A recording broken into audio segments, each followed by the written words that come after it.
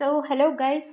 So today we're gonna start with fundamental rights. Okay, the thing is that till now we have finished off with from Article 1 to Article 11. तो हम polity का revision कर रहे थे. तो इसमें हमने union and its territory we have finished and citizenship we have finished. Now we gonna start with part 3 of the constitution, that is fundamental rights. So मेरी आपसे एक दो रिक्वेस्ट होगी यार कि आप लोग जो है इस वीडियो के साइड बाय साइड नोट्स बनाइए. नोट्स बनाने के साथ साथ आपको ये करना है कि ये नोट्स में ये वो फैक्ट्स एंड फिगर्स होंगे जो हम अक्सर भूल जाते हैं, जो हम बार बार पॉलिटी के लिए लक्ष्मीकांत को रीड कर रहे होते हैं ना, तो लक्ष्मीकांत को एक दो बार रीड करना होता है स्टोरी के लिए. स्टोरी हमारे दिमाग में बैठ जाती है, पर हमें टाइम क्यों लगता है? क्योंकि हमें लक्ष्मीकांत बार बार इसलिए पढ़नी पड़ती है क्योंकि हम वो फैक्ट्स, वो जो चीज़ें होती है ना, वो जो हम भूल जाते हैं, उनके लिए हमें पढ़ना पड़ता है. बाकी तो स्टोरी याद होती है. तो मैं आपका काम इन वीडियोस के थ्रू ऐसे आसान करूंगी कि जो अक्सर हम भूल जाते हैं, वो आपको इस वीडियो में एक जगह पे उस टॉपिक से रिलेटेड कंटेंट मिलेगा. उसके बाद ऑब्वियसली यार कुछ चीज़ें ऐड ऑन करनी होगी, वो आप लोग भी मॉक्स लगाएंगे वगैरह. तो मैं जितना कर सकती हूँ आई विल मेक श्योर कि ज़्यादा से ज़्यादा आपको एक जगह पे वो दे दूँ, ताकि आप जब ये वीडियो देखिए उसके बाद जब आप जाके लक्ष्मीकांत या आपका जो भी सोर्स है आपके नोट्स और कोचिंग के वो भी पढ़ रहे हो, then it will be helpful for you. Okay, so let's directly jump to the video. यार एक तो साइड बाय साइड नोट्स बना लेना, क्योंकि हो सकता है मेरी राइटिंग इतनी अच्छी ना हो. I am not going to share these notes with you. Okay, तो यार सबसे पहले हम शुरुआत ऐसे करेंगे कि जब हम फंडामेंटल राइट्स की बात करते हैं तो एक तो काम इसका होता है भाई, आप एम्पावर करेंगे. किसे एम्पावर करेंगे? आप करेंगे सिटीजन को, लोगों को एम्पावर करेंगे. और एक होता है कि ये प्रोहिबिट करेगा, इट प्रोहिबिट्स. ये किसे प्रोहिबिट करेगा? ये प्रोहिबिट करेगा स्टेट को. स्टेट को कैसे? स्टेट के आर्बिट्ररी एक्शन को, कि ये भाई अपनी इच्छा अनुसार, अच्छा इच्छा अनुसार नमक नहीं, अपनी इच्छा अनुसार कोई भी एक्शन नहीं ले सकते. वो कॉन्स्टिट्यूशन के से वैलिड, कॉन्स्टिट्यूशनली वैलिड होने चाहिए, फंडामेंटल राइट्स को वायलेट नहीं करना चाहिए. Okay, arbitrary actions. ठीक है, स्पेलिंग देख लेना. ओके, तो यार एक तो स्टेट की एक और रिस्पॉन्सिबिलिटी होती है कि it will ensure. What will it ensure? It will ensure to the citizens कि इसके जो राइट्स है, for example right to equality, कि भाई इसके पास राइट टू इंफॉर्मेशन है, इसके पास राइट टू लाइफ होगा, इसको डिस्क्रिमिनेशन नहीं होगा, इसके पास ओके डिस्क्रिमिनेशन नहीं होगा, जैसे कि हम आर्टिकल 15 वगैरह में देखेंगे, 15-16 में. ठीक है, इसके पास स्पीच होगा, freedom of speech and expression होगा. तो इसके पास ये सारे राइट्स होंगे.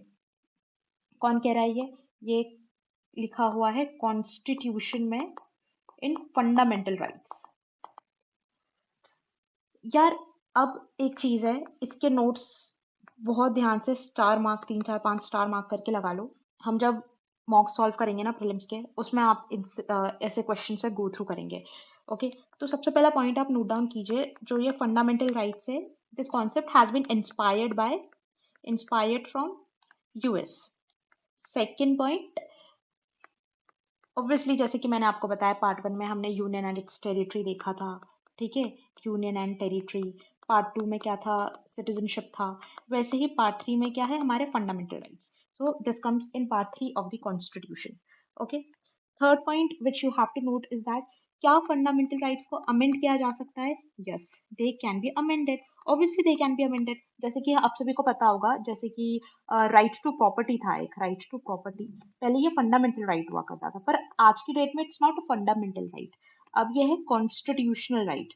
कॉन्स्टिट्यूशनल क्यों? क्योंकि अभी भी ये कॉन्स्टिट्यूशन के आर्टिकल 300A में मेंशन्ड है, तो ये कॉन्स्टिट्यूशनल राइट है. लेकिन क्या ये फंडामेंटल राइट है? नहीं, क्योंकि अब ये आर्टिकल 19 क्लॉज ई या एफ है, हम देखेंगे, मेरे को एग्जैक्टली याद नहीं आ रहा, अब इसमें नहीं है, यहाँ से उसको हटा के हमने यहाँ पे डाल दिया. ठीक है, that was done by 44th constitutional amendment act. ठीक है, तो और चौथी चीज आप नोट डाउन कीजिए कि एक तो ये है कि इसे अमेंड किया जा सकता है. क्या इसे स्टेट लेजिस्लेचर अमेंड कर सकता है क्या? भाई स्टेट लेजिस्लेचर अमेंड नहीं कर सकता फंडामेंटल राइट्स को. ठीक है, क्या इसे पार्लियामेंट अमेंड कर सकता है? या it is in fact it is only the parliament which can amend fundamental rights. Okay, चौथी चीज आपको ये लिखनी है कि जो फंडामेंटल राइट्स होते हैं, आर दे परमानेंट? ओके, क्या वो परमानेंट होते हैं? फंडामेंटल राइट्स परमानेंट नहीं होते. परमानेंट क्यों नहीं होते यार? जब आप उसे अमेंड कर सकते हो तो वो परमानेंट कैसे होंगे? परमानेंट भी नहीं होते। सिक्स्थ जो आपको नोट डाउन करनी होगी, तो जैसे कि these are not sacrosanct either, sacrosanct भी नहीं होते ये, so they are neither permanent, they are not sacrosanct, okay, and they are also temporary, okay, they are temporary. Temporary क्यों? क्योंकि अमेंड किए जा सकते हैं, टेम्पररी है, they are not absolute, okay, not absolute, they are not absolute. ये सारी terms जो है ना, हमें जब हम मॉक टेस्ट लगाते हैं पॉलिटी के तो उसमें आते हैं, they are not absolute, they are in fact they are qualified. तो यार ये सारे वर्ड्स हम कंफ्यूज होते हैं। So they are not absolute, they are qualified. क्योंकि क्वालिफाइड क्यों? क्योंकि there are certain restrictions, there are certain restrictions, restrictions which we put on. जैसे कि हम देखेंगे कि आर्टिकल 15 में कुछ रेस्ट्रिक्शंस है, जैसे कि हम बात करते हैं ना, डिस्क्रिमिनेशन नहीं होना चाहिए कि religion, race, caste, sex, place of birth. और 19 में कुछ रेस्ट्रिक्शंस आते हैं, है ना, इंटीग्रिटी ऑफ द स्टेट वगैरह ऐसे। तो ये सारे restrictions, therefore they are qualified, okay. और इसके बाद एक और चीज आपको देखनी, जब हम फंडामेंटल राइट्स की बात करते हैं तो फंडामेंटल राइट्स किसको अवेलेबल होते हैं? Are they available to, are they available to citizens? yes, definitely they are available to citizens. Are they available to aliens? Aliens मतलब non citizens. तो यार certain rights are available and certain are not available. जैसे हम देखेंगे, जैसे कि article 19 में बात होती है freedom of speech and expression, तो ये एलियंस को अवेलेबल नहीं है, पर वो सिटीजन्स को अवेलेबल है, फंडामेंटल राइट। तो फंडामेंटल राइट्स भी ऐसे कुछ होते हैं जो सिटीजन्स को होंगे, जो एलियंस को अवेलेबल नहीं होंगे। और एक और बात होती है कि क्या आप जब इमरजेंसी लगती है तो इमरजेंसी में फंडामेंटल राइट्स को सस्पेंड कर सकते हो क्या? तो यस, एक इसका उत्तर है यस। जैसे कि हम इमरजेंसी वाले चैप्टर में देखेंगे कि 3 टाइप की होती है, नेशनल इमरजेंसी, प्रेसिडेंशियल सिस्टम लगता है, फाइनेंशियल होती है। तो यार आप जो है इसको सिर्फ एक्सटर्नल इमरजेंसी के केस में यूज लगा सकते हो, इंटरनल नहीं। तो ये हम इमरजेंसी वाले चैप्टर में काफी अच्छे से देखेंगे, ठीक। तो ये बेसिक से पॉइंट्स जो है ये आप नोट डाउन कर लीजिए। इसके बाद we are now directly jumping to article 12। तो यार आर्टिकल 12 में क्या बात की है? Article 12 talks about definition of state. यार स्टेट की डेफिनेशन में क्या मतलब कि what constitutes a state? Whenever we are talking about state in the constitution या फिर किसी भी पॉलिटिकल जुडिशियल जजमेंट में कहीं भी स्टेट आता है, तो स्टेट मतलब क्या? ये वो जोग्राफिकल स्टेट नहीं है जैसे Madhya Pradesh, Maharashtra, Gujarat. This is a state which represents the government, okay. तो इसमें क्या क्या आता है, किस किस को हम स्टेट बोल सकते हैं? तो जैसे कि हम सेंटर के लेवल पे देखें तो हम एग्जीक्यूटिव जो होगा उन्हें कहेंगे भाई ये स्टेट का पार्ट है, इट कॉन्स्टिट्यूट्स अ स्टेट। हम लेजिस्लेचर को कहेंगे it constitutes a state, yes. क्या जुडिशरी को कहेंगे हम इट कॉन्स्टिट्यूट्स अ स्टेट? देखो, जुडिशरी के दो फंक्शन होते हैं। एक तो ये जब इसका लॉ मेकिंग फंक्शन परफॉर्म कर रही है, एक तो ये जब इसका कोई एडमिनिस्ट्रेटिव फंक्शन परफॉर्म कर रही है। यदि judiciary law making function perform कर रही है तो इस केस में it is not a state. यदि ये इसका कोई एडमिनिस्ट्रेटिव फंक्शन परफॉर्म कर रही है तो इस केस में it acts as a state, it comes under the ambit of definition of state, okay. तो दैट इज इट, ये जुडिशियल फंक्शन हो गया तो नहीं है, एडमिनिस्ट्रेटिव है तो है। सो और भी जैसे हमने सेंटर पे देखा, जब हम स्टेट की बात करते हैं स्टेट लेवल पे, that is this geographical state. तो स्टेट के लेवल पे जब स्टेट की गवर्नमेंट होती है, obviously it acts as a state, it comes under the definition of state. State legislature comes under the definition of state of all the states, okay. एक और होता है कि कोई प्राइवेट ऑर्गेनाइजेशन है, प्राइवेट ऑर्गेनाइजेशन, क्या ये स्टेट होगी? क्या ये स्टेट के डेफिनेशन में आएगी? नो, देखो कोई private organization it doesn't come under the definition of state as per article 12। It comes only if that private organization is sponsored, okay, if it is sponsored, if it is sponsored by the state, ठीक है। इधर या फिर कोई private organisation state के किसी project पे काम कर रही है, स्टेट ने किसी प्रोजेक्ट को दे दिया है किसी प्राइवेट फर्म को, तब वो काम करते वक्त वो स्टेट की डेफिनेशन में आएगा। और फिर जैसे हम लोकल बॉडीज की बात करते हैं, हमारी लोकल बॉडीज होती है। लोकल बॉडीज कैसे है? जैसे कि हमारे पंचायती राज इंस्टीट्यूशंस हो गए या फिर हमारी अर्बन लोकल बॉडीज हो गई, तो ये सब आती है। जैसे म्यूनिसिपैलिटी हो गई, municipality. So all of these they come under the definition of state.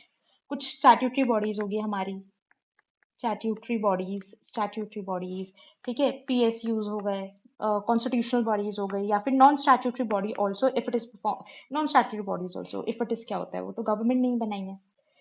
तो हमने क्या देखा, हमने देखा, मैंने सबसे पहले आपको कुछ नोट्स बताए जो प्रीलिम स्पेसिफिक थे। सेकंड, ठीक है, एमसीक्यू पॉइंटर्स है ये। और दूसरी हमने पढ़ा article 12, that is what constitutes a state, what is a state. ठीक है, तो हमारा आर्टिकल 12 कंप्लीट हो गया, देखो कितना इजी था। ठीक है, अब हम आएंगे आर्टिकल 13 पर। यार आर्टिकल 13 मतलब क्या, इसमें बात होती है जुडिशियल रिव्यू की, जुडिशियल रिव्यू। एक और बात आती है कि जब हम जुडिशियल रिव्यू की बात कर रहे हैं तो क्या ये कॉन्स्टिट्यूशन में एक्सप्लिसिटली मेंशन्ड है? भाई ऐसा कोई वर्ड नहीं लिखा, लेकिन आर्टिकल 13 से ये इम्प्लिसिट है कि इसका मतलब है जुडिशियल रिव्यू। क्या, जैसे इसमें हमको दो तीन चीजें देखनी होगी। जैसे फर्स्ट, कि सपोज कोई प्री कॉन्स्टिट्यूशनल लॉ है, that is pre 1950s 1949, okay. तो जैसे हम सबको पता है कि हम कई सारे ब्रिटिश एरा के लॉज आज भी इंडिया में फॉलो करते हैं, जैसे कि चाइल्ड लेबर से रिलेटेड कोई हो गया, या फिर हमारे क्रिमिनल प्रोसीजर कोड्स वगैरह हो गए जो अभी अभी हमने अमेंड किए हैं, भारतीय न्याय संहिता वगैरह, बीएनएस वगैरह ले आए। ठीक है, तो ऐसा कोई लॉ प्री कॉन्स्टिट्यूशनल जो हमारे फंडामेंटल राइट्स को वायलेट कर रहा हो या फिर फंडामेंटल राइट्स के साथ इनकंसिस्टेंट हो, ऐसे लॉ को क्या करेंगे हम, वॉइड घोषित कर देंगे। या तो वायलेट कर रहा हो या तो इनकंसिस्टेंट हो तो वॉइड घोषित कर देंगे। लेकिन जब हम आर्टिकल 13 की बात करते हैं, आर्टिकल 13, तो इसमें हमें ना कुछ डॉक्ट्रीन्स का भी ध्यान रखना होगा। जैसे पहली डॉक्ट्रीन होती है डॉक्ट्रीन ऑफ एक्लिप्स। तो यार तुम लोगों ने देखा है वो सोलार एक्लिप्स हो रही है, मून एक्लिप्स हो रही है, तो उसमें क्या होता है, सन या मून छुप जाता है। तो वैसे ही डोरमेंट बना देना, मतलब डोरमेंट हो जाना, छुप जाना। तो हम क्या करते हैं, ऐसे लॉ को जो कि इनकंसिस्टेंट है फंडामेंटल राइट के साथ या फिर वो वायलेट कर रहा है, उसको हम डोरमेंट कर देते हैं। उसमें मतलब हम डॉक्ट्रिन ऑफ एक्लिप्स लगा देते हैं, that but it can be brought back to life. Okay, it can be brought back to life. How can it be brought back to life? And क्यों, क्योंकि यार जब वो पर्टिकुलर लॉ होगा या उसका कोई पार्ट होगा, अगर वो फर्दर, जब हम फंडामेंटल राइट्स में हमने देखा है फंडामेंटल राइट्स को अमेंड किया जा सकता है, तो मान लो आज की डेट में तो वो वायलेट कर रहा है, पर अगर हमने फंडामेंटल राइट को अमेंड किया और अमेंड करने के बाद जो फंडामेंटल राइट आया है न्यू वाला, है ना, जो भी इसमें चेंज हुआ है, यदि अब वो प्री कॉन्स्टिट्यूशनल लॉ अब इसके साथ अगर कंसिस्टेंट है, तो वो लॉ भी वैलिड, वो जो लॉ हमने पहले उसको वॉइड घोषित किया था अब वो वॉइड नहीं रहेगा, it will B now valid. Okay, I hope you understood what I told. Okay, इसके बाद होता है दूसरा, हमें ध्यान देना है डॉक्ट्रिन ऑफ सेवेरेबिलिटी। सेवेरेबिलिटी, या देखो, जब भी कोई लॉ होता है तो वो एक ही लॉ नहीं होता, उसके उसके कई सारे पार्ट्स होते हैं। तो ऐसा हो सकता है कि यार उस लॉ का कोई सेक्शन, एक पर्टिकुलर पार्ट या कोई सेक्शन वायलेटेड हो, तो हम पूरे ही लॉ को हम वाइड घोषित नहीं कर देंगे।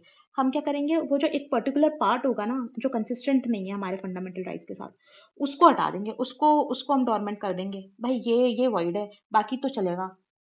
तो ये होता है सेवरेबिलिटी, मतलब पूरा नहीं, उसके जो पार्ट्स होगा, कोई पार्ट अगर वायलेटिव है तो वो उसको हटाएंगे, बाकी तो बाकी तो चलेगा।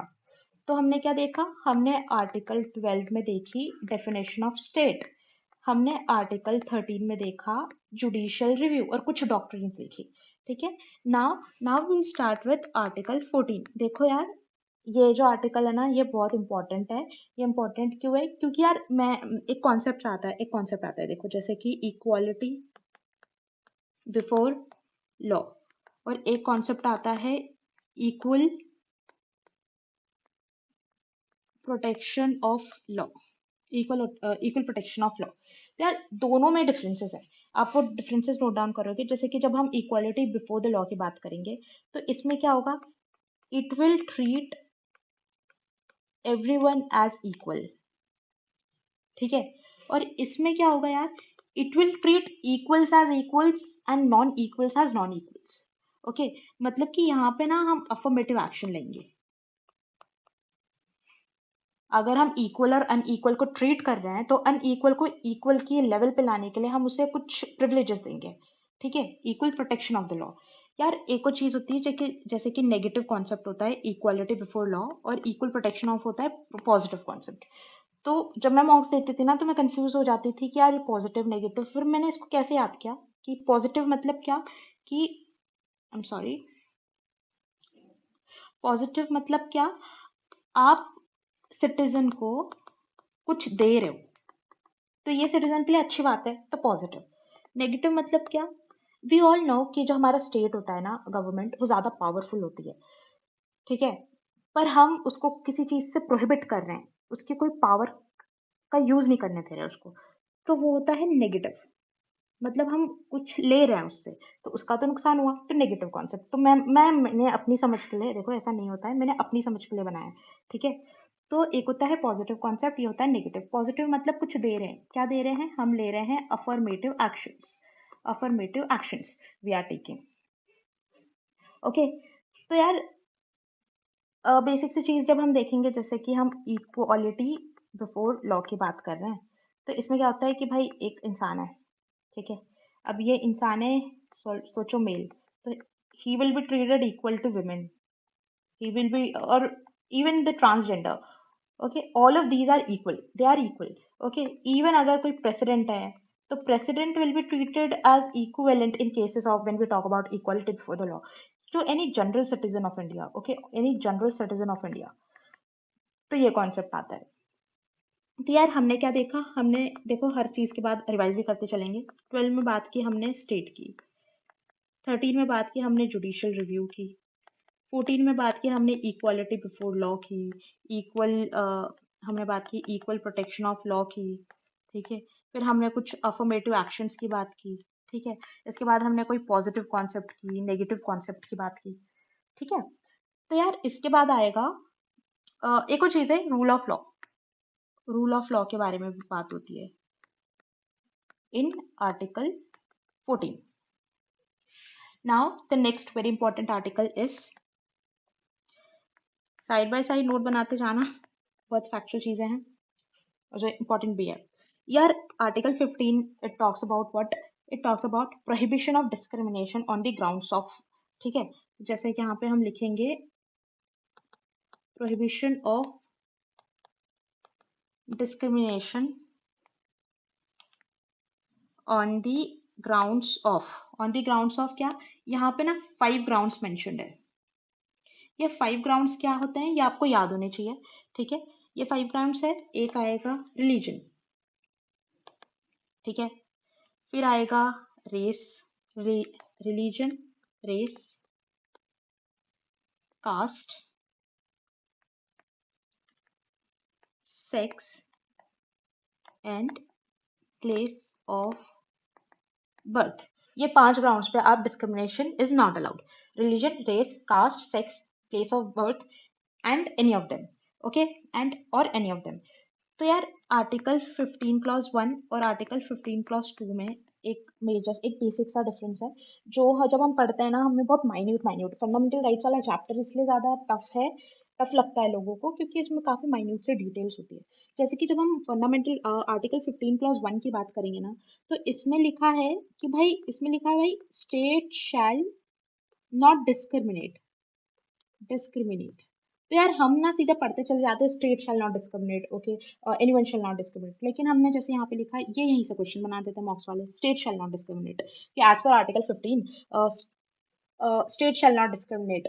तो ये, तो यहाँ पे देखना है कि यहाँ पे सिर्फ स्टेट लिखा है, okay, so that means it is only available against state, okay, it is not available against private individual, okay. Private के अगेंस्ट अवेलेबल नहीं है पर स्टेट के अगेंस्ट अवेलेबल है बस। और क्या ग्राउंड से, state shall not discriminate on the basis of 5 grounds, religion, race, caste, sex, place of birth. ये 5 ग्राउंड्स पे भाई आप रिजेक्ट, आप वायलेट वो नहीं कर सकते, डिस्क्रिमिनेट नहीं कर सकते। स्टेट, प्राइवेट के लिए प्राइवेट ने कर दी ऐसे तो मॉरली और एथिकली गलत बात है, लेकिन फंडामेंटल राइट्स का हनन नहीं होगा वो, स्टेट ने किया तो होगा, ठीक है।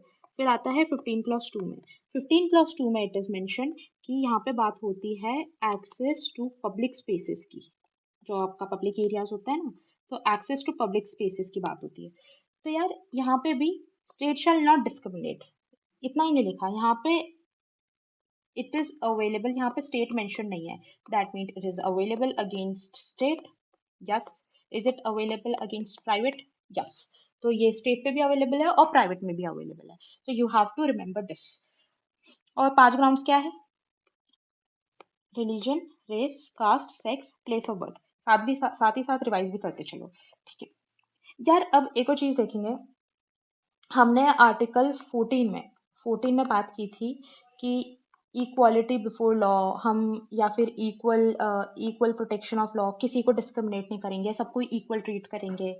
लेकिन हमने एक पॉजिटिव डिस्क्रिमिनेशन की बात की थी जहाँ पे हम अफर्मेटिव एक्शंस की बात कर रहे थे, किसमें? इक्वल प्रोटेक्शन ऑफ लॉ में, है ना। तो यार कुछ लोग हैं सोसाइटी के जो ऑलरेडी काफी ज्यादा बैकवर्ड है ना, दबा कुचले रहे हैं, तो उन लोगों को एक इक्वल फुटिंग देने के लिए हम कुछ अच्छे स्टेप्स लेते हैं, अफर्मेटिव, उनको एक एज देने के लिए कुछ एक्शंस लेते हैं। तो वैसे ही जैसे रिजर्वेशन इज अ कॉन्सेप्ट, तो under under article 15 clause 3, okay, it is mentioned that state can bring out special provisions for women and children। किसके? 15 क्लास 3 में दिया है विमेन और चिल्ड्रन के लिए स्पेशल प्रोविजंस आ सकते हैं, ठीक है। सिमिलरली आर्टिकल 15 क्लास 4 में दिया है, देखो इसमें एक गलती हो जाती है, इसमें दिया है special provisions for SCs, STs and socially and educationally backward classes. देखो one thing to be noted here is कि ये socially and educationally backward classes है, यहाँ पे ओबीसीज नहीं है, okay. It is socially and educationally backward classes, okay. Marks में आप यहाँ पे भी अटकेंगे, तो you have to remember this fact. उसके बाद आता है 15 क्लास 5 में। यार 15 क्लास 5 में बात होती है एजुकेशन से, educational institutions, access to educational institutions, ठीक है। तो यहाँ पे क्या है? State shall make educational special provisions for admission for access to educational institutions, ठीक है। यहाँ पे किस तरीके की एजुकेशनल इंस्टीट्यूशंस की बात होती है? Government institutions, yes. Private institutions, yes. Minority minority educational institutions, नहीं भाई, माइनॉरिटी एजुकेशनल इंस्टीट्यूशंस की बात नहीं होती यहाँ पे, इन लोगों पर वैलिड नहीं है ये आर्टिकल, ठीक है। एक और चीज, जब हम बात कर रहे हैं एक्सेस टू एजुकेशन इंस्टीट्यूशंस की, तो जब हमने 15 क्लास 4 में देखा था SC ST और सोशल इन एजुकेशनली बैकवर्ड क्लासेस की, लेकिन यहाँ पे बात होगी SCs की, यहाँ पे बात होगी STs की, और यहाँ पे बात होगी OBCs की, ओके, OBCs की। और इसके बाद एक और हमको आर्टिकल देखना होगा 15 क्लॉज 6। तो यार अगर आपको याद होगा, अभी रिसेंटली मतलब कुछ साल पहले आया था 103rd कॉन्स्टिट्यूशनल अमेंडमेंट एक्ट हुआ था, इसके तहत एक नई कैटेगरी बनाई थी EWS, जिसको 10% रिजर्वेशन दिया। तो ये वही है, special provisions with regards to EWS, 10% reservation in educational institutions, okay. तो ये सारी चीजें हो गई। तो हमने क्या देखा? हमने देखा 12 में स्टेट की डेफिनेशन देखी, हमने 13 में क्या देखा? हमने 13 में जुडिशियल रिव्यू देखा, हमने 14 में क्या देखा? 14 में इक्वालिटी बिफोर लॉ देखा, 15 में कि भाई आप डिस्क्रिमिनेट नहीं कर सकते, किसके? Religion, race, caste, sex, place of birth, okay. और उसके बाद हमने ये भी देखा 15 क्लॉज 1 कि भाई state shall not discriminate, 15 clause 2 public spaces की बात हो रही है यहाँ पे, ठीक है। 15 क्लॉज 3 किसकी? विमेन और चिल्ड्रन की बात हो रही है। 15 क्लॉज 4 किसकी बात हो रही है? SC ST, socially educational backward classes. 15 clause 5 किसकी? भाई एजुकेशनल इंस्टीट्यूशंस की बात हो रही है ना। 15 क्लॉज 6 किसकी बात हो रही है? भाई EWS की बात हो रही है, यहाँ पे जैसे 103rd कॉन्स्टिट्यूशनल अमेंडमेंट एक्ट वगैरह। तो ये सारी चीजें याद रखेंगे with regards to article 15 clause 6। Article 15 भी हो गया हमारा और हमने रिवाइज भी कर लिया। अब हम आएंगे आर्टिकल 16 पर। यार देखो, आर्टिकल 15 डिस्क्रिमिनेशन और थोड़ा एजुकेशनल पॉइंट ऑफ व्यू से था। आर्टिकल 16 में बात होगी equality of opportunity in matters of public employment, okay. क्या बात होगी? Equality of opportunity in matters of public employment, हम इस टॉपिक पर बात करेंगे। आर्टिकल 16 में पब्लिक एम्प्लॉयमेंट की बात होगी। तो यार एक और चीज जो हमने हमें देखनी होगी, हमने आर्टिकल 15 में 5 ग्राउंड्स देखे थे। That was religion, race, caste, sex और प्लेस ऑफ बर्थ। ओके, ये थी मैं इसमें यहाँ पे कलर चेंज कर लेते हैं अपन। ये था, दिस वाज अंडर आर्टिकल 15। ठीक है, अब हम बात करेंगे, तो अब हम बात करेंगे अंडर आर्टिकल 16। ठीक है, तो इसमें था religion, race, caste, sex, place of birth. तो यार यहाँ पे दो और नए रेस्ट्रिक्शंस आ जाते हैं, जैसे कि एक आ जाता है डिसेंट और दूसरा आ जाता है रेसिडेंस। Residence, okay. तो यहाँ पे क्या हो गया, religion, race, caste, sex, place of birth plus descent plus residence. तो ये रेस्ट्रिक्शंस है under article 16, that is equality of opportunity in matters of public employment. तो ठीक है, यहाँ पे आर्टिकल 16 क्लॉज 1, आर्टिकल 16 क्लॉज 2 में बात होती है स्टेट शैल नॉट डिस्क्रिमिनेट की, स्टेट शैल नॉट डिस्क्रिमिनेट की ऑन दीज 7 ग्राउंड्स। इसके बाद लेकिन यार इसमें एक्सेप्शंस होंगे। एक्सेप्शन देखना होगा, एक्सेप्शन दिया हुआ है under article 16 clause 3। Article 16 clause 3 में क्या एक्सेप्शन दिया है, अभी हमने देखा कि 1-2 में कि भाई state shall not discriminate on the grounds of residence, लेकिन आर्टिकल 16 क्लॉज 3 में दिया है कि state can make residence as a criteria for discrimination. It is not discrimination as a criteria for certain employments. Okay, it is not a discrimination, पर residence किसी किसी case में आपको डोमिसाइल होना होगा किसी एक पर्टिकुलर स्टेट में, तो यहाँ पे वो क्राइटेरिया हो सकता है। यार एक और आती है कि अंडर आर्टिकल 16 क्लॉज 4, 16 क्लॉज 4 में क्या होता है, यहाँ पे जैसे हमने 15 देखा था, 15 में दिया हुआ था कि यहाँ पे एजुकेशन की बात हो रही थी, तो यार 16 क्लॉज 4 में बात होगी रिजर्वेशन। पेन चेंज कर लेते हैं अपन लोग कलर। ओके,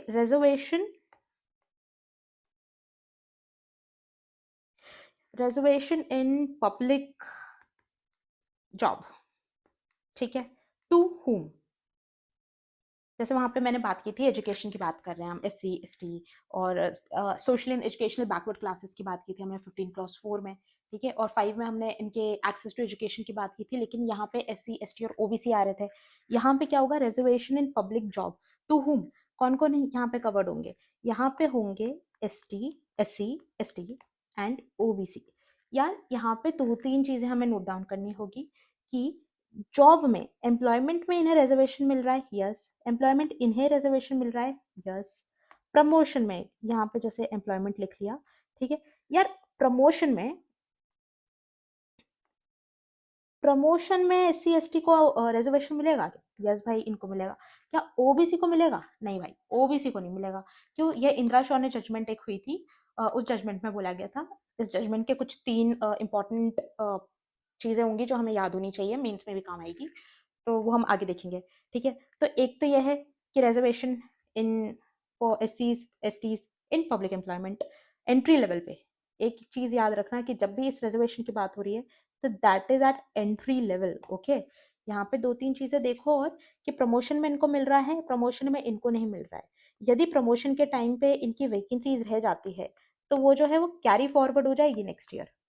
ठीक है, यदि इनके टाइम पे वो वैकेंसी रह जाती है तो there is no carry forward. और सबसे पहली बात तो इनको प्रमोशन में मिल ही नहीं रहा है। और दूसरी बात, इनकी जब रिजर्वेशन वाली सीट्स होती है ना, ये no carry forward, no carry forward. ठीक है, यहाँ पे कैरी फॉरवर्ड हो जाती है ना। अब हम आएंगे आर्टिकल 16 क्लॉज 5 पे, जैसे हमने 4 में देखा ये रिजर्वेशन इन जॉब। 5 में आएगा यार EWS की बात होती है यहाँ पे। EWS को 10% रिजर्वेशन मिलेगा इन एम्प्लॉयमेंट। ओके, तो जैसे हमने देखा था वो 15 क्लॉज 6 में EWS को एजुकेशन इंस्टीट्यूशंस में मिल रहा था, तो यहाँ पे 16 क्लॉज 5 में EWS को मिल रहा है। यार अब हम देखेंगे कि 2-3 चीजें हम OBC रिजर्वेशन से, जैसे हमने बात की थी OBC रिजर्वेशन, ठीक है, इनसे रिलेटेड एक यार थी मंडल कमीशन। मंडल कमीशन ने बोला था कि भाई 27% रिजर्वेशन दो, और एक केस हुआ और वीपी सिंह के टाइम पे ये 27% जो है वो घोषित भी कर दिया था। ये क्या हो गया, पेन को हैंग हो रहा है, जस्ट अ सेकेंड। ये पेन ले लिया। और एक दूसरी चीज जो हमें याद रखनी होगी यार, वो है इंदिरा शाह जजमेंट। इंदिरा शानी जजमेंट। इस जजमेंट के 3 इंपॉर्टेंट नोट्स हमें बनाने होंगे। एक तो है कि भाई इन्होंने कहा कि जो टोटल रिजर्वेशन जाता है, total reservation should not exceed 50%। यहाँ पे SC, ST, OBC या जिसको भी आप रिजर्वेशन दे रहे हो, इन सबका टोटल जो है 50% लिमिट से ज़्यादा नहीं होना चाहिए। पर हम देखते हैं जब EWS आया तो ये लिमिट जो थी वो 50% क्रॉस हो गई। तो उसके बाद सुप्रीम कोर्ट ने ये भी कहा था कि भाई EWS जो है वो SC, ST, OBC वाले में नहीं आता, तो ये जो जजमेंट थी ये इसमें नहीं आती है, ऐसा कुछ था वो। उसके बाद क्रीमी लेयर का कॉन्सेप्ट है OBCs में, तो क्रीमी लेयर वाले को नो रिजर्वेशन, ठीक है, नो रिजर्वेशन। और तीसरी चीज जो आपको याद रखनी है वो ये है कि प्रमोशन में no reservation, no reservation for OBCs। बस एंट्री लेवल पे होगा इनको रिजर्वेशन, ठीक है। तो यार हमने क्या देखा, हमने 12 में स्टेट की डेफिनेशन देखी, 13 में जुडिशियल रिव्यू देखा, 14 में क्या देखा, 14 में देखा rule of law, equal protection of law, equality before law, affirmative action, ठीक है। 15 में क्या देखा, शैल not discriminate, state shall not discriminate, shell not discriminate. इसमें जैसे 15 क्लॉज 1 में देखा state shall not discriminate, 15 clause 2 में देखा पब्लिक स्पेसेस, 15 क्लॉज 3 में देखा विमेन प्लस चिल्ड्रन, ठीक है। क्लॉज 4 में क्या देखा, क्लॉज 4 में देखा SC, ST, socially educational backward classes, ठीक है। 15 क्लॉज 5 में क्या देखा हमने, एजुकेशनल में देखा इंस्टीट्यूशंस में रिजर्वेशन, और 15 क्लॉज 6 में EWS वाला, ठीक है। और इसके बाद हमने आर्टिकल 16 देखा, फिर 16 क्लॉज 1 और 16 क्लॉज 2 में देखा कि कैसे 2 ग्राउंड्स और इनने ऐड कर दिए। 5 वाले तो थे ही, that is religion, race, caste, sex, place of birth, फिर एक डिसेंट आ गया, प्लस रेसिडेंस भी आ गया, रेसिडेंस भी आ गया, ठीक है। और इसके बाद एक और चीज़ यहाँ पे आती है, हमने देखी 16 क्लॉज 3 में हमने देखा कि भाई रेसिडेंस को कुछ कुछ क्राइटेरिया में बना सकते हैं, है ना, कंडीशन एक्सेप्शन बना दिया। 16 क्लॉज 4 में यहाँ पे हमने SC, ST, OBC के रिजर्वेशंस की बात की जॉब में। 16 क्लॉज 5 में हमने बात की EWS के लिए। और इसके बाद हमने कुछ पेरिफेरल टॉपिक्स देखे, जैसे कि OBC रिजर्वेशन से हमने मंडल कमीशन देखी, इंदिरा सोनी जजमेंट देखी, है ना। और तो ये सारी चीज़ें हो गई। अब नेक्स्ट चीज जो हम देखेंगे that is will talk about article 17। Article 17 में बात होती है यार देखो अनटचेबिलिटी की।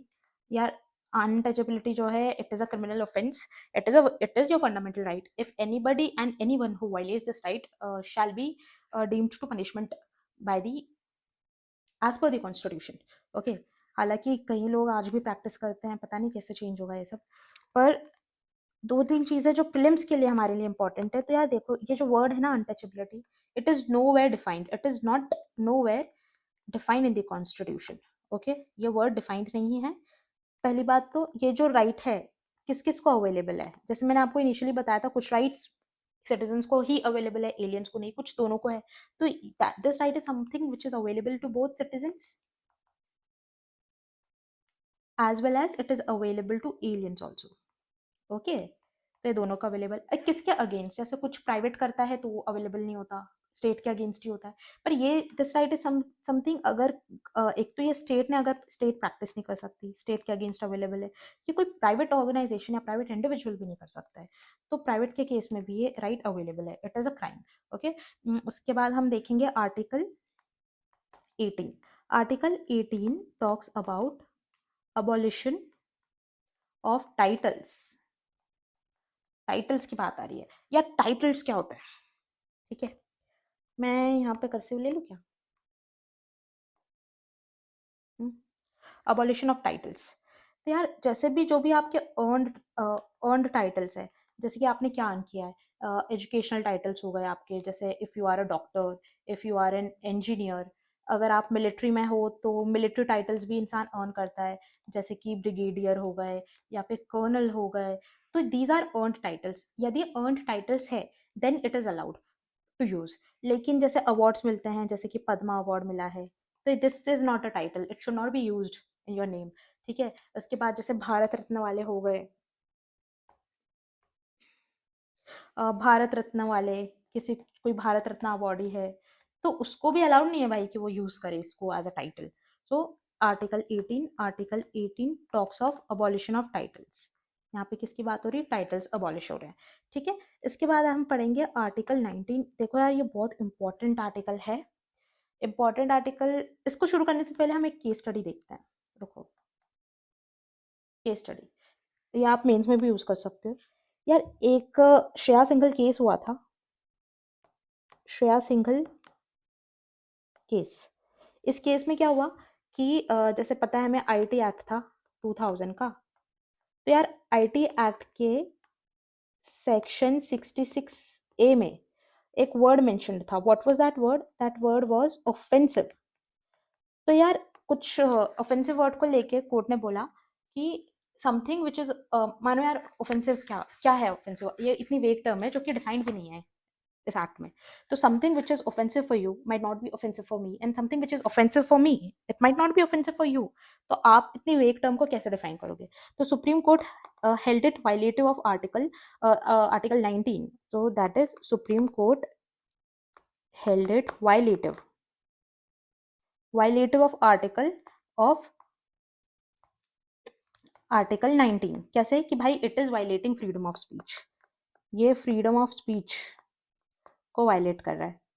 कैसे वायलेट कर रहा है? तो इसके चक्कर में supreme court struck down 66A section of IT act. यार, इतना इंपॉर्टेंस होता है आर्टिकल 19 का। ठीक है। दो चार चीजें हैं आर्टिकल 19 में जो बहुत ज्यादा इंपॉर्टेंट है। एक तो यार, आर्टिकल 19 एक ऐसा एक पर्टिकुलर आर्टिकल है जो कि एक्सटर्नल इमरजेंसी के केस में इसको हम सस्पेंड भी कर देते हैं। ऐसे तो आर्टिकल सस्पेंड नहीं होते, लेकिन ये वाला हो जाता है only in case of external emergency. हम देखेंगे जब हम इमरजेंसी पढ़ेंगे ना, तो होती है कुछ एक्सटर्नल होती है, इंटरनल इमरजेंसी होती है, दैट इज नेशनल इमरजेंसी होती है, प्रेसिडेंट्स रूल होता है, फाइनेंशियल इमरजेंसी होती है, फाइनेंशियल इमरजेंसी होती है। तो वो सारी चीज़ें काफ़ी कंफ्यूजिंग होती है, but I will make sure that you you will not get any question wrong out of this. Okay. तो अब हम आर्टिकल 19 की बात करेंगे। तो इसमें सबसे पहले आप नोट्स बना लो यार इसके। इसमें लिखा है कि ऑल सिटीजन्स, जैसे मैंने बताया था, कुछ आर्टिकल्स होते हैं सिर्फ सिटीजन्स को अवेलेबल है और कुछ आर्टिकल्स जो है दोनों को अवेलेबल होते हैं। So this article is something which is available only to the citizens. जैसे हमने 17 देखा था untouchability, it was available to citizens and aliens also. This is not available to aliens. Okay. इसमें है कि all citizens shall have the right. अब यार, ये याद करना होगा हमें सारे क्लॉजेस इसके। जैसे 19 क्लॉज ए में दिया है, all citizens shall have the right to freedom of speech and expression.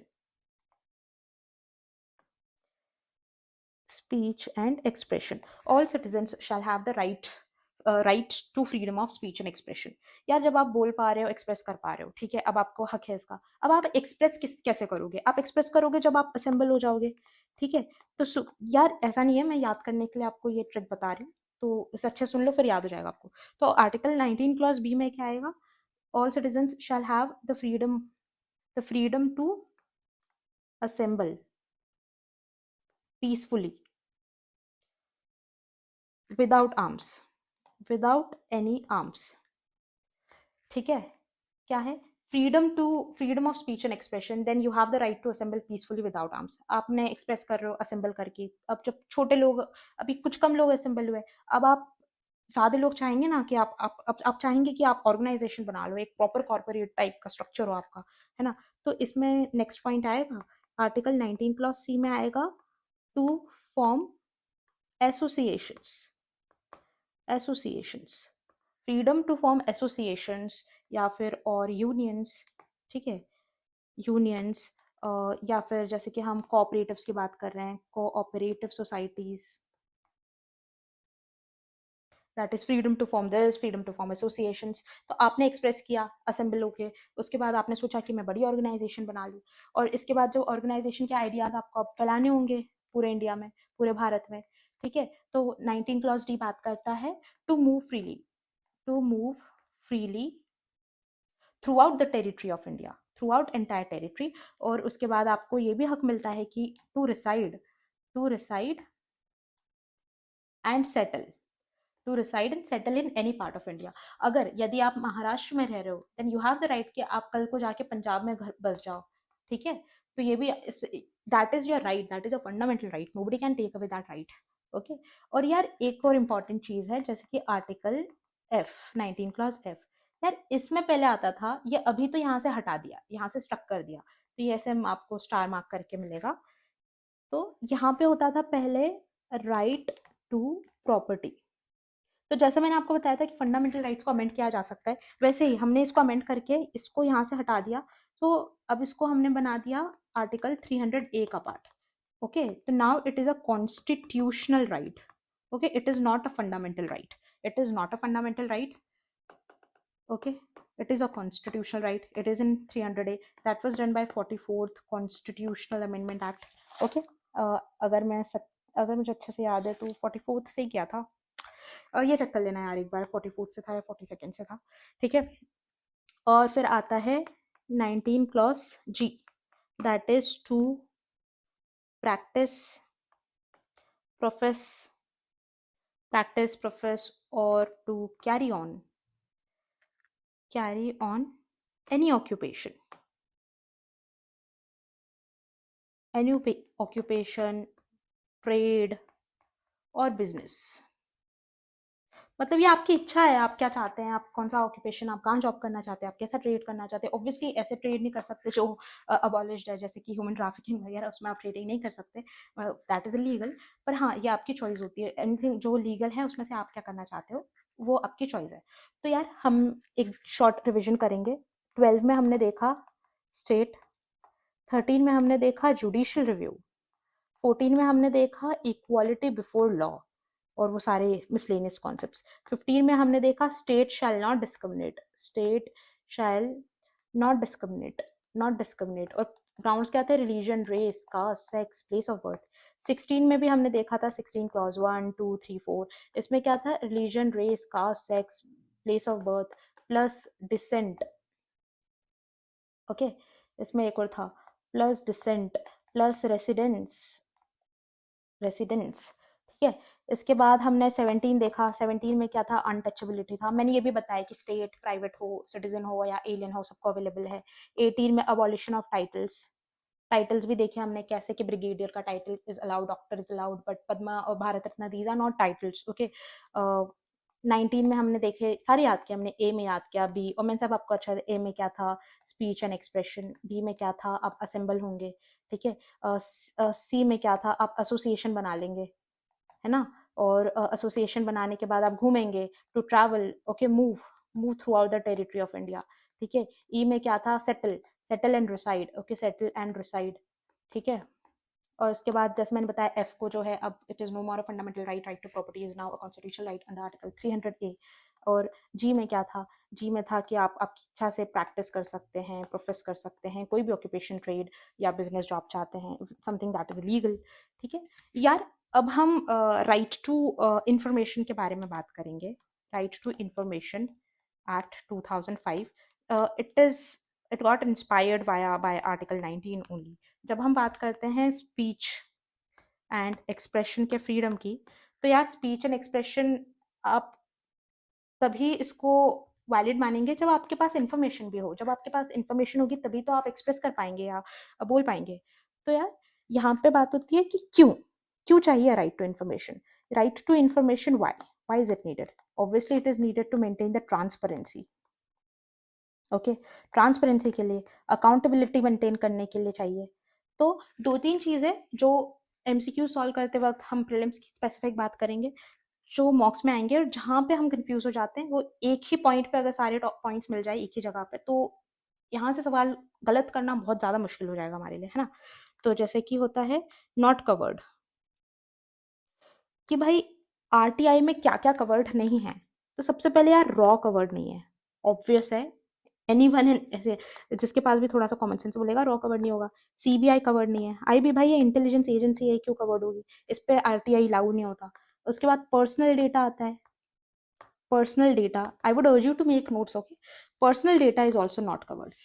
कल को आप जाके मेरा पर्सनल डेटा, मेरी पर्सनल डिटेल्स मांगे तो यार इट इज़ नॉट अवेलेबल, क्योंकि ये मेरा राइट टू प्राइवेसी का हनन होगा। तो ये राइट टू इन्फॉर्मेशन में नहीं आता। नेशनल सिक्योरिटी से जुड़ा हुआ यदि कुछ है तो वो राइट टू इन्फॉर्मेशन में नहीं आएगा।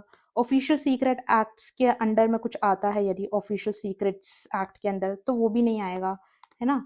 कैबिनेट पेपर्स, ऐसे कैबिनेट पेपर्स अनडिस्क्लोज्ड, ऐसे लिख लेते हैं इसको, अनडिस्क्लोज्ड कैबिनेट पेपर्स, ये भी नहीं आते। अब सवाल आता है कि क्या, what comes under the ambit of, इसको ऐसे लिख लेते हैं, what comes under the ambit of, what comes under the ambit of right to information, कौन सी एजेंसीज आती है। तो यार वो एजेंसीज भी हम नोट डाउन करेंगे। जो एजेंसीज आती है वो जैसे सबसे पहले आती है एग्जीक्यूटिव, एग्जीक्यूटिव आती है। दूसरा लेजिस्लेचर आती है, ठीक है। इसके बाद स्टेट की हो, सेंटर की हो, सभी की, ठीक है। जुडिशरी भी आती है, ठीक है। एक चीज में जो हम कंफ्यूज होते हैं, जुडिशरी आती है और इसके बाद जो एक होता है office of CGI, office of CGI, judiciary तो हम लगा देते हैं लेकिन हम कंफ्यूज होते हैं भाई सीजीआई, सीजीआई का ऑफिस आता है क्या। यस, सीजीआई का ऑफिस भी आता है राइट टू इन्फॉर्मेशन में, ठीक है। इसके बाद कुछ कॉन्स्टिट्यूशनल बॉडीज है, कॉन्स्टिट्यूशनल बॉडीज वो आएगी, नॉन कॉन्स्टिट्यूशनल बॉडीज भी आएंगी, ठीक है। नॉन कॉन्स्टिट्यूशनल बॉडीज भी आएंगी। इसके बाद आप पीएसयूज आएंगे हमारे, पीएसयूज। और यार ऐसी ऐसी प्राइवेट ऑर्गेनाइजेशंस जो कि गवर्नमेंट के साथ मैनेज हो, गवर्नमेंट मैनेज करती हो, मैनेज्ड बाय गवर्नमेंट, वो सब राइट टू इन्फॉर्मेशन में आएगी। अगर एनजीओज आएंगे यार, एनजीओज आएंगे राइट टू, उसमें ट्रस्ट आएगा, ट्रस्ट, पर कौन से trust, trust which are managed by government, ऐसे ट्रस्ट यहाँ पे कवर होंगे। ऑफिस ऑफ स्टैट्यूटरी बॉडीज भी कवर होंगी, statutory bodies. So I hope you have written down all these points. Executive, legislatures, कुछ बचा तो नहीं आ रहा, और भी कुछ होंगे, अब आप जो है गेस भी कर लेंगे, बट दीज आर समथिंग जहाँ पे हम कंफ्यूज होते हैं। दूसरा यार जो होता है चीफ इंफॉर्मेशन कमीशन, या फिर जब हम आरटीआई फाइल करते हैं तो एक फैक्ट होता है कि इसका रिप्लाई हमको देना होता है within 30 days। So reply has to be given within 30 days। और जो हमारा चीफ इंफॉर्मेशन कमिश्नर है, तो इसमें भी हमने इनके टेन्योर से रिलेटेड एक चेंज किया था, वो भी हमें पता होना चाहिए। तो जो आरटीआई आया था 2005 में, इसमें लिखा था कि भाई सीआईसी की जो टेन्योर होगी वो 5 years की होगी, दैट इज 5 years की टेन्योर होगी, ठीक है। लेकिन हमने इसमें एक इसमें अमेंडमेंट किया, दैट इज 2019 आरटीआई में अमेंडमेंट किया हमने। और इस अमेंडमेंट के तहत जो ये टेन्योर होगी, ये बोल दिया गया कि it will be decided bye, will be decided by government. तो पहले टेन्योर फिक्स्ड थी 5 साल की, now it will be decided by government. तो कभी ऐसा है ना कि भाई सीआईसी की जो टेन्योर होती है वो 5 साल होती है, it is given in the constitution, no, it will be decided by government, you have to keep this in mind यार। तो this is the present status, ये क्या है यहाँ का, ये प्रेजेंट स्टेटस है यार। Moving forward, what all we have studied, अभी तक के हमने क्या क्या देख लिया है। Till now we studied from article 12 to article 19, ये हमारे फर्स्ट वीडियो में हो गया। सेकेंड वीडियो में मैं कोशिश करूंगी, कोशिश नहीं इनफैक्ट आर्टिकल 20 से लेकर पूरा 30 कवर करा दूंगी, 30-31 तक के। यहाँ पे मेरा एक होगा यार, जो आर्टिकल 21 है ना, ये बहुत स्पेशल होता है। और इसमें कई सारी that is subject to being changed and expanded, subject to the interpretations by the Supreme Court and high courts, okay.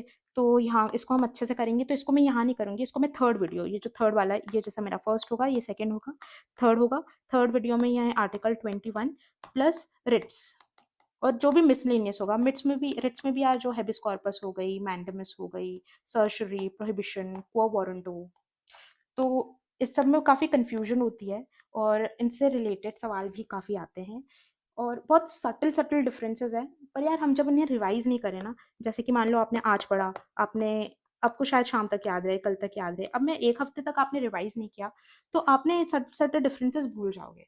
तो मैं आपको ये ऐसे पढ़ाऊंगी, आई प्रॉमिस कि आप कभी नहीं भूलेंगे, पक्का। क्योंकि मैं काफ़ी कंफ्यूज होती थी तो मैंने इसको सॉर्ट आउट किया कि यार इसको कैसे याद करें।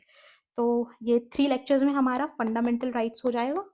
फंडामेंटल राइट्स के बाद हम करेंगे डीपीएसपीस और इसके बाद हम डायरेक्टिव प्रिंसिपल्स और फंडामेंटल ड्यूटीज, उसके बाद हम फंडामेंटल ड्यूटीज करेंगे and then we will move on to executive, parliament वगैरह, वो सब चलता रहेगा।